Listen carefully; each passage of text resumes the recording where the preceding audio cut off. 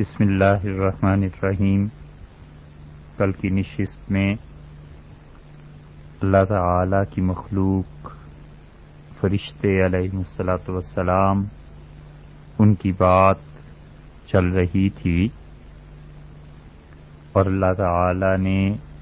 یہ بات ارشاد فرمائی کہ ثم عرضهم علی الملائکہ، پھر انہیں فرشتوں کے سامنے پیش کیا۔ کن کو فرشتوں کے سامنے پیش کیا؟ مفسرین میں کچھ حضرات کا خیال یہ ہے کہ اللہ تعالی نے ان لوگوں کو ملائکہ پر پیش کیا، یعنی حضرت آدم علیہ الصلاۃ والسلام کی جو اولاد تھی اور جو انبیاء علیہ الصلاۃ والسلام جنہیں نبوت ملنی تھی، ان سب لوگوں کو اللہ تعالی نے حضرت آدم علیہ الصلاۃ والسلام کو دکھایا اور پھر وہ ساری مخلوق کو فرشتوں کے سامنے پیش کیا۔ پہلی بات یہاں پر جو خیال میں آتی ہے، سوال یہ اٹھتا ہے کہ اللہ نے اپنی اتنی ساری مخلوق کو کیسے فرشتوں کے سامنے پیش کیا، اور حضرت آدم علیہ الصلاۃ والسلام کو ان کے اتنے بیٹے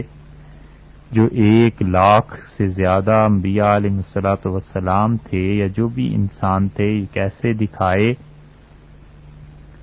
تو اس قسم کی بہت سی چیزیں کتاب و سنت میں آئی ہیں، ان کے متعلق اصول کی بات یہ سمجھنی چاہیے کہ یہ ایسی چیزیں ہیں جن کی تصدیق اب دنیا میں دن بدن ہوتی جا رہی ہے۔ حدیث میں بھی ایک ایسی چیز آئی ہے، رسول اللہ صلی اللہ علیہ وسلم نماز پڑھا رہے تھے اور ترمذی کی روایت میں آتا ہے کہ آپ آگے بڑھے نماز پڑھاتے پڑھاتے اور پھر آپ پیچھے ہٹے تیزی سے، اور جو قبلہ رخ کی دیوار تھی، جب آپ نے سلام پھیرا تو صحابہ کرام رضی اللہ عنہم نے پوچھا کہ آج عرض کیا کہ ایسی چیز دیکھی جو پہلے کبھی نماز میں نہیں آئی، تو آپ نے فرمایا اس دیوار میں جنت اور جہنم دونوں میرے سامنے پیش کی گئیں، اور جنت کو دیکھ کر میرا جی چاہا کہ میں اس سے انگور کا ایک خوشہ توڑوں اور تمہیں دکھاؤں کہ جنت کے انگور کیسے ہوتے ہیں، اور اس اشتیاق میں آگے بڑھا اور جنت ہٹا دی گئی اور جہنم مجھے دکھائی گئی، اور فرمایا میں پیچھے ہٹا، جہنم کی ایسی تپش تھی۔ یہ ہے پیش کرنا رسول اللہ صلی اللہ علیہ وسلم پہ۔ اس میں جتنی بھی بحث فلاسفہ نے کی ہے اور اہل منطق اور اہل لغت نے، ان سب چیزوں سے ہٹ کے ایک بڑی آسان مثال آپ کو دیں۔ آپ دیکھتے ہیں ٹی وی کی سکرین پہ، ٹیلی ویژن پہ کتنی بڑی بڑی چیزیں ہیں، حتیٰ کہ 6 فٹ کا انسان کیسے وہاں پر پیش کر دیا جاتا ہے۔ تو اللہ تعالی کے ہاں ایسی چیزیں ہونا کون سی بعید ہے کہ خدا نے جتنے انبیاء علیہ السلام کو نبوت دینی تھی، اللہ نے انبیاء علیہ السلام کو حضرت آدم علیہ الصلاۃ والسلام کے سامنے پیش کیا۔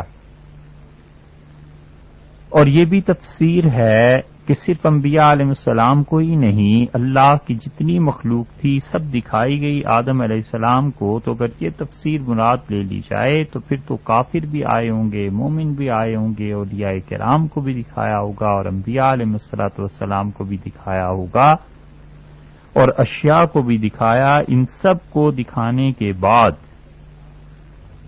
حضرت آدم علیہ الصلاۃ والسلام کو علم ہو گیا۔ اب اللہ نے اس مخلوق کو فرشتوں پر پیش کیا، فرشتوں کے سامنے لائے۔ اس لیے حضرت ابی بن کعب رضی اللہ عنہ کی قرات میں یہ آیا ہے کہ ثم عرضها علی الملائکہ، یعنی اللہ نے ان چیزوں کو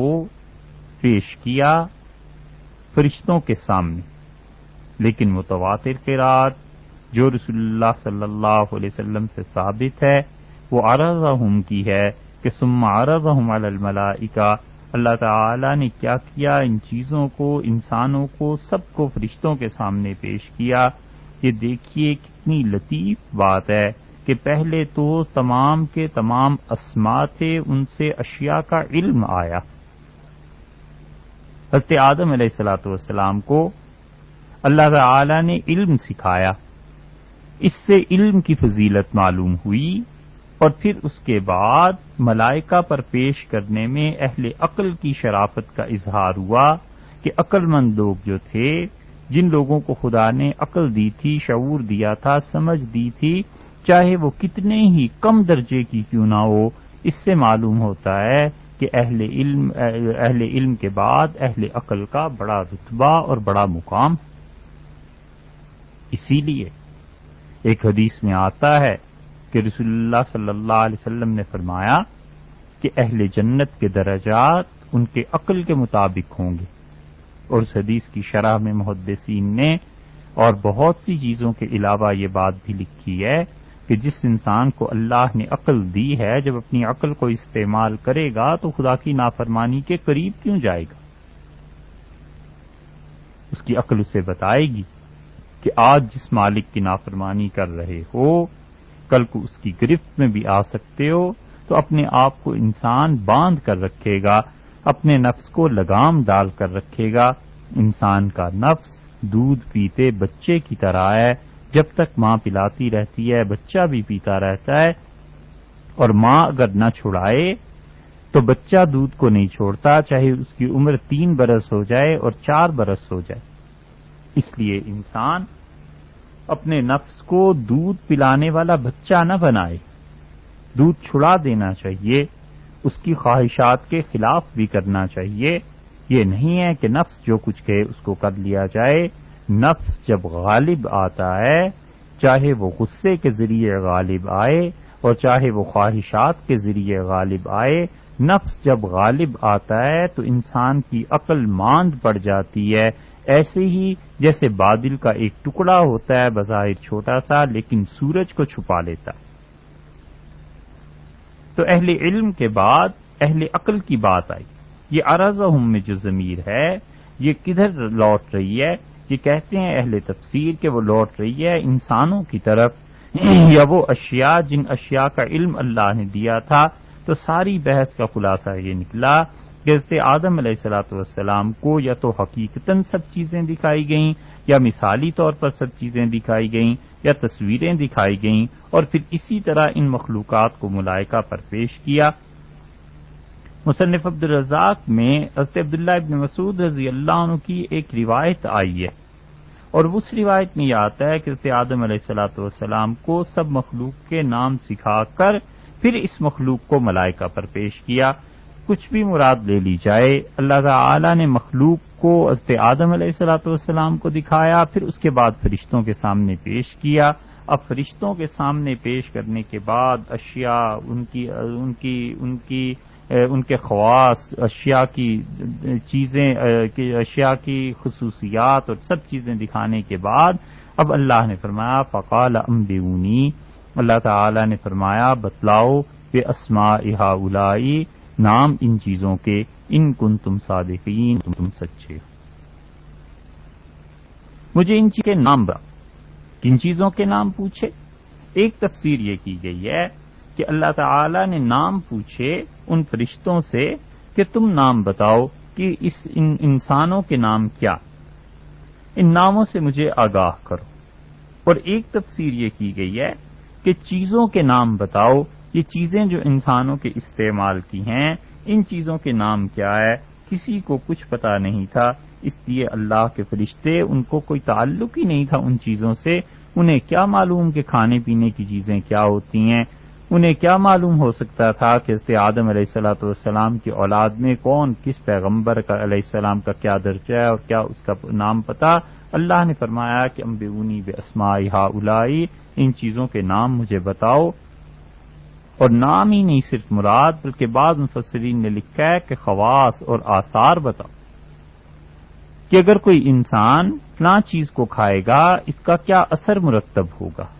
سردی ہو جائے گی تو وہ کیا چیز ہے، گرمی ہو جائے گی وہ کیا چیز ہے، انسان ان سے دفاع کس طرح کرے گا. آپ دیکھیے یہ ساری تشریحات بتاتی ہیں کہ کہ انسانیت کا آغاز علم سے ہوا ہے، اللہ کی رحمت سے ہوا ہے۔ آگے فرمایا کہ ان کنتم صادقین، اگر تم سچے ہو۔ یہاں پر اشکال یہ پیدا ہوا کہ فرشتے کیا جھوٹ بھی بولتے ہیں؟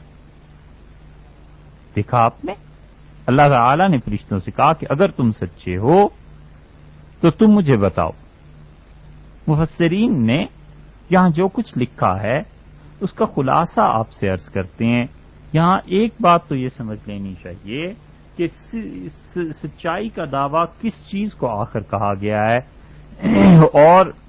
سچائی کس چیز کے متعلق کہی گئی ہے کہ اگر تم سچے ہو۔ تو اس میں مفسرین نے ایک رائے یہ بھی لکھی ہے کہ جو انہوں نے کہا تھا کہ پروردگار ہم دنیا میں ہم آپ کے نائب اور خلیفہ ہو سکتے ہیں، یعنی اس کا مفہوم کی طرح کی اس مفہوم کی بات انہوں نے کی تھی، اللہ تعالی نے اس کا رد فرما دیا اور کہا جب تمہیں پتہ ہی نہیں ہے کہ یہ چیزیں کیا ہیں، انسان کیسے رہے گا، کیا کیا چیزیں ہوں گی، زمین کا نظام تمہارے علم میں ہی نہیں ہے، تم ان چیزوں کے نام تک نہیں جانتے، تو تم کیسے کہہ سکتے ہو کہ خلافت انسان کو نہ دی جائے اور وہ ساری فساد اور خون ریزی کرے گا؟ خلاصہ تو اس کا یہ، اور ایک لفظ آخری جو ہے ان کنتم صادقین، اگر تم سچے ہو، یہاں پر صادق کے لفظ پر غور کرنا چاہیے۔ صدق سے مراد ارادی سچائی اور بالکل صحیح بولنا یہ مراد نہیں ہوتا، کیونکہ اگر یہ مراد دیا جائے تو پھر دوسرا مفہوم یہ نکلے گا کہ ان کنتم صادقین، اگر تم سچے ہو یعنی جھوٹ بول رہے تھے، تو فرشتے کیسے جھوٹ بول سکتے ہیں؟ فرشتوں میں تو سرے سے معصیت، خدا کی نافرمانی ہے ہی نہیں۔ مراد اس سے محض یہ ہے کہ تمہارے دعوے کا صحیح ہونا، یعنی خیال کا مطابق واقعہ ہونا ہے یا نہیں۔ صدق کا اطلاق جو اردو میں ہم بولتے ہیں، سچائی اور جھوٹ جو ہم کہتے ہیں کذب کو، یہ عربی کا صدق اور کذب دونوں کے دونوں اس سے کہیں زیادہ وسیع معنی میں ہیں جو اردو میں استعمال کیے جاتے ہیں۔ اردو میں سچ اور جھوٹ دو لفظ ہیں، آپ سب جانتے ہیں، لیکن عرب جب صدق اور کذب بولتے ہیں تو اس کا مطلب اردو میں اس سے کہیں زیادہ ہوتا ہے۔ جس طرح اپنے ارادے، اپنے اختیار سے صحیح بات کہنے کو سچائی کہتے ہیں، اسی طرح اصابت رائے،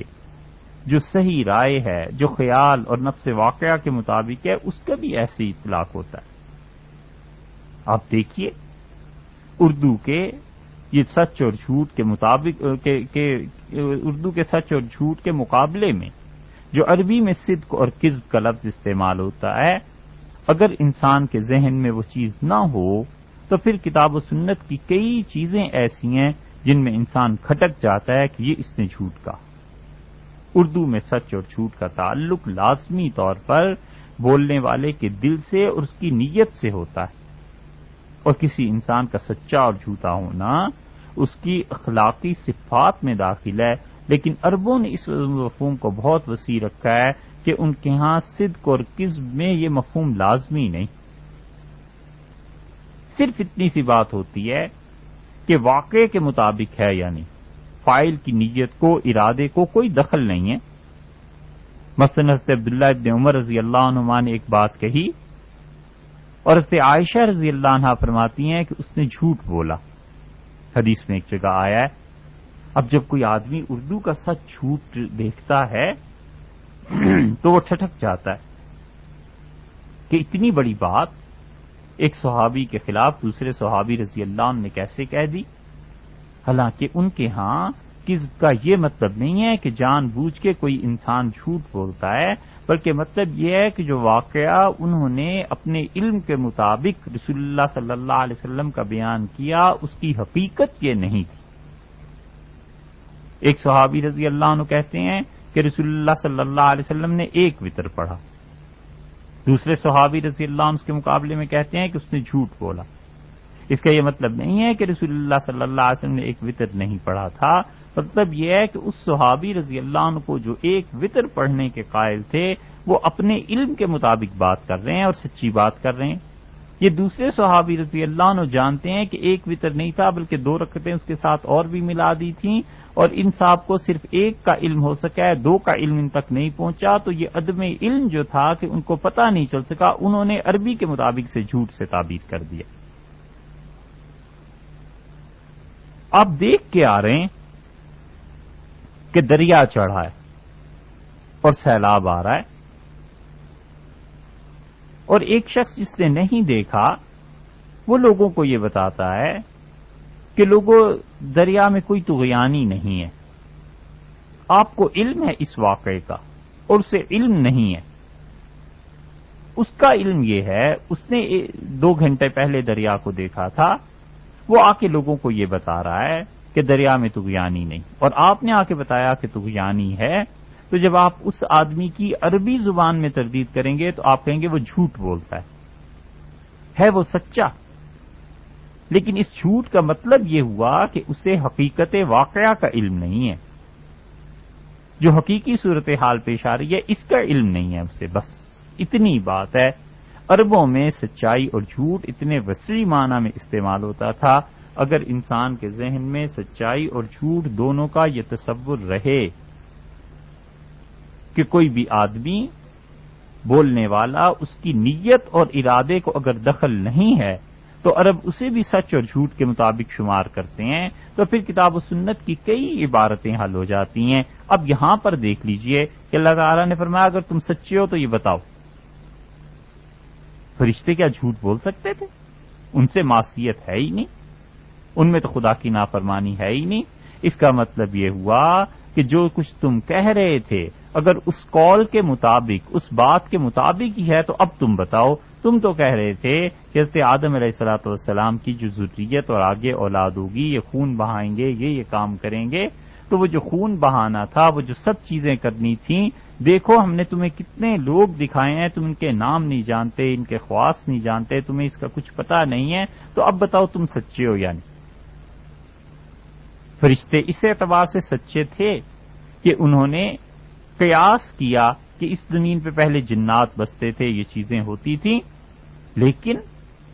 اللہ تعالی نے کہ جو کچھ تم خدشات کا اظہار کر رہے تھے بات ایسے نہیں ہے، تو اس لیے سچ اور جھوٹ جو عربی کا ہے اس میں اور اردو میں بڑا فرق ہے۔ تو اللہ تعالی نے فرمایا کہ جو تم کہہ رہے تھے کہ فساد اور خون ریزی ہوگی، جب تم ان چیزوں کے خواص اور افعال کو ہی نہیں جانتے جو تمہارے سامنے موجود ہیں، تو پھر تم ان چیزوں کو بالکل ہی نہیں جانتے جو آئندہ اس کائنات میں ہونے والا۔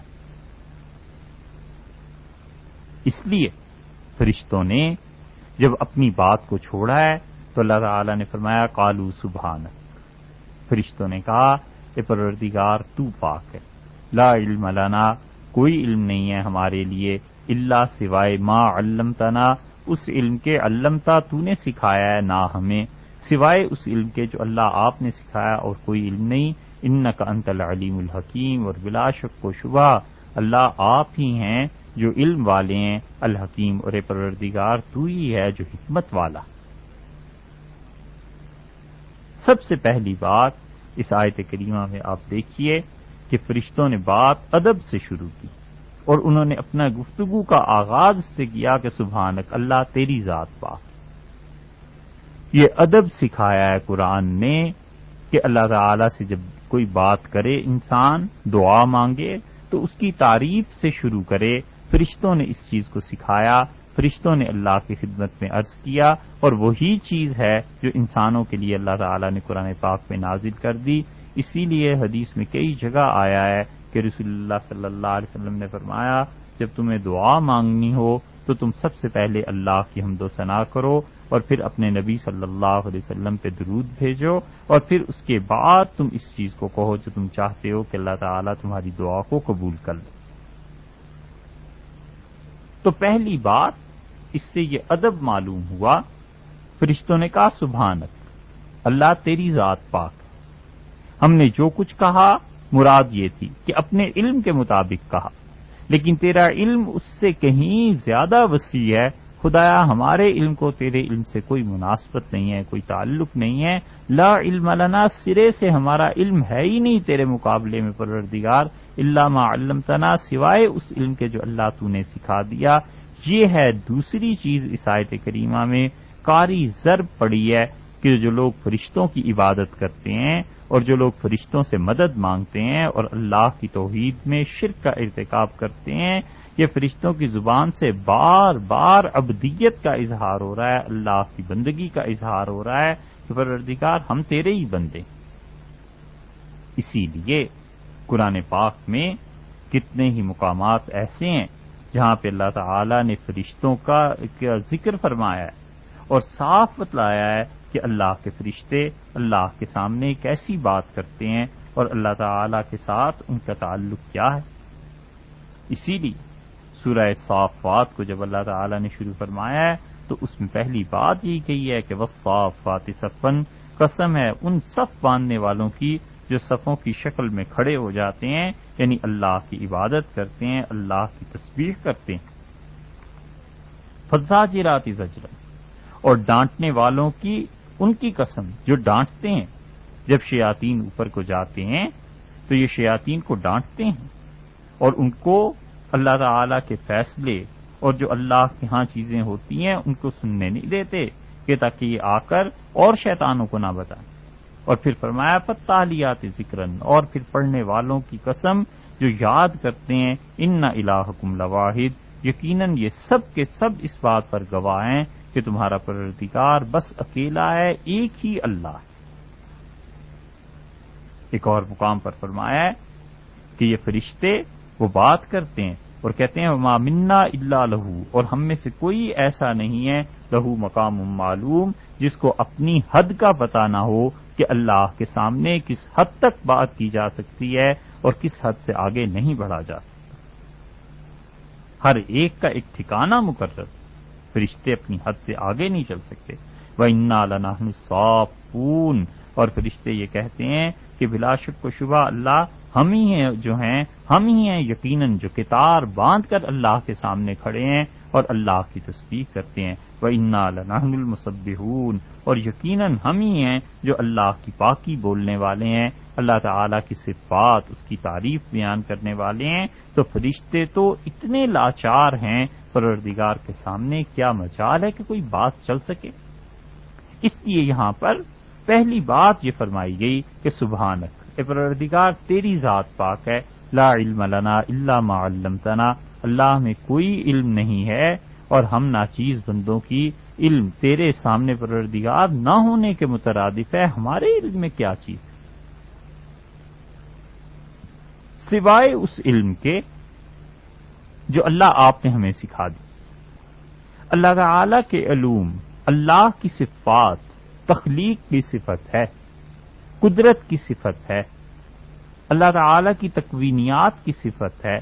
ان ساری صفات عالیہ کو چھوڑ بھی دیں تو علم کے معیار سے کہاں اللہ کا علم اور کہاں فرشتوں کا علم۔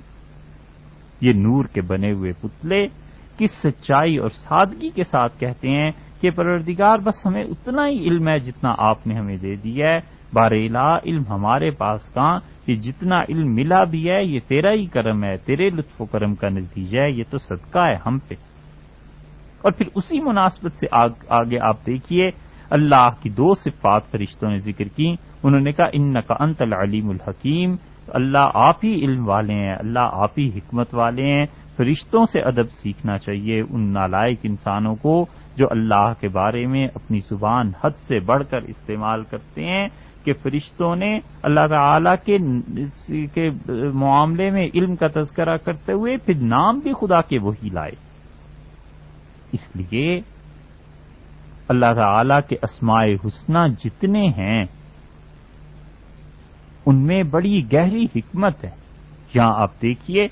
علم کا تذکرہ چل رہا تھا نا، اور بات یہ ہو رہی تھی کہ تمہیں علم نہیں ہے جو کچھ ہم نے کرنا ہے، تو فرشتوں نے اللہ کے دو ناموں کا ذکر کیا، ایک علیم کا اور ایک حکیم کا۔ اس کا مطلب یہ ہوا کہ پروردگار علم تیرا ہی ہے، ہمارا کچھ نہیں، اور اس مخلوق کو پیدا کرنے میں جو حکمت ہے اللہ وہ حکمت بھی تو ہی جانتا ہے، ہم کچھ نہیں جانتے۔ تو انہوں نے اپنے علم اور اپنی حکمت جس تک وہ پہنچ نہیں سکتے تھے، سوچ بھی نہیں سکتے تھے،